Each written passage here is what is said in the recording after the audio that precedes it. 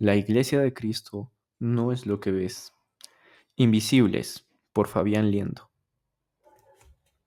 El comienzo. Todo empezó una madrugada con la palabra de Dios que sin darme cuenta llegaba para cambiar mi vida para siempre. Hijo, estoy construyendo mi iglesia, pero no es la iglesia que ves. Nuestra identidad. Hace un tiempo tuve un sueño. Estaba en una reunión cuando de repente entró un amigo mío.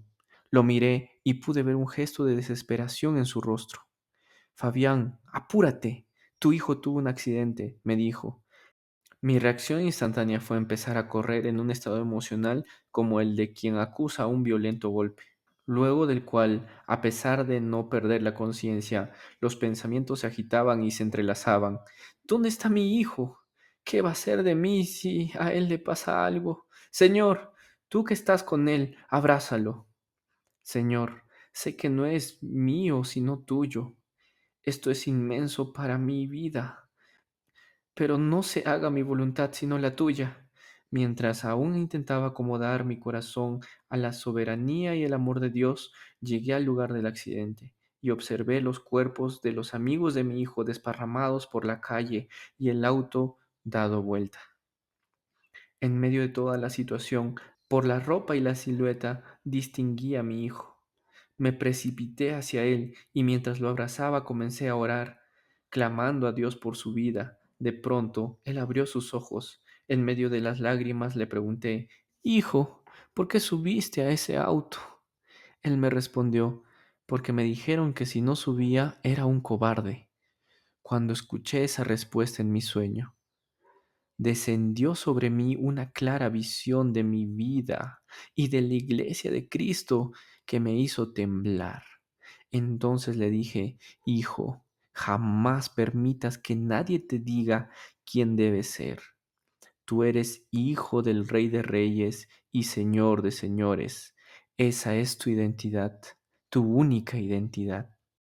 Si no sabemos quiénes somos, no se puede actuar como tal.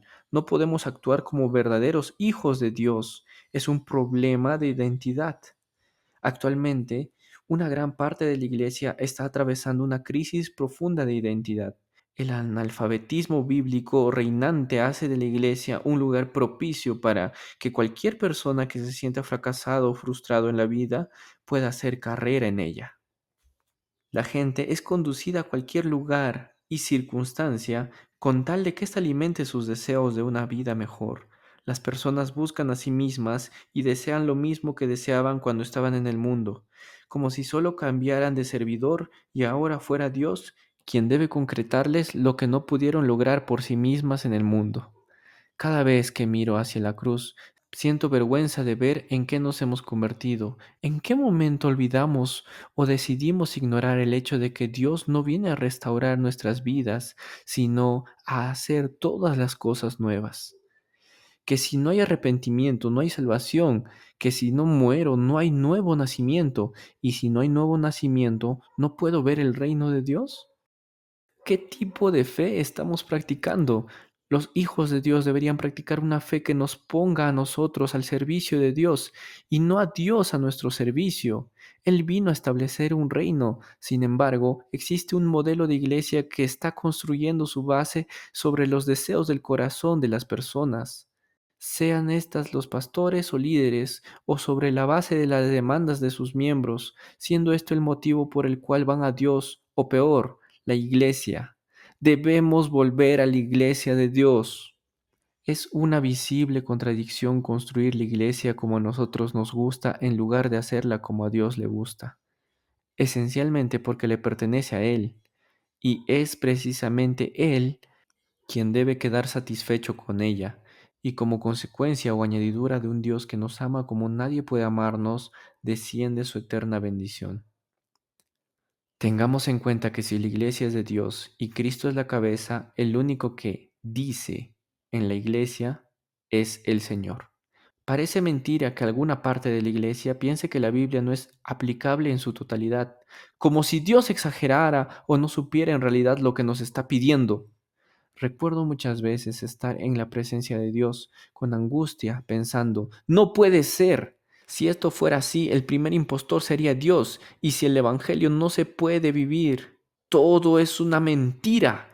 Dios, el Evangelio, la Iglesia y la totalidad de lo que nos rodea. Sin embargo, la gran noticia para la humanidad de todos los tiempos es que Dios es real y que su palabra es la verdad. Alguien tiene que levantar la voz y decir que el Señor no es un impostor, que su palabra es verdad y que el Evangelio sí se puede vivir, que esto es lo que creemos y predicamos. Hace años el Señor demolió todos los argumentos para que definitivamente me encuentre con Él y comprenda que no se puede construir la iglesia sin Dios. Y eso es justamente parte de lo que quiero compartir en este libro con ustedes, mis hermanos de esta generación. No digo nada nuevo si afirmo que Dios no piensa como nosotros, que sus pensamientos no son los nuestros. Es por eso que Dios necesita que su palabra sea revelada en nuestros corazones, que el velo de nuestros ojos sea corrido y podamos ver que Él está construyendo la iglesia del fin de los tiempos y que esto es solo una pequeña parte de su revelación sobre ella.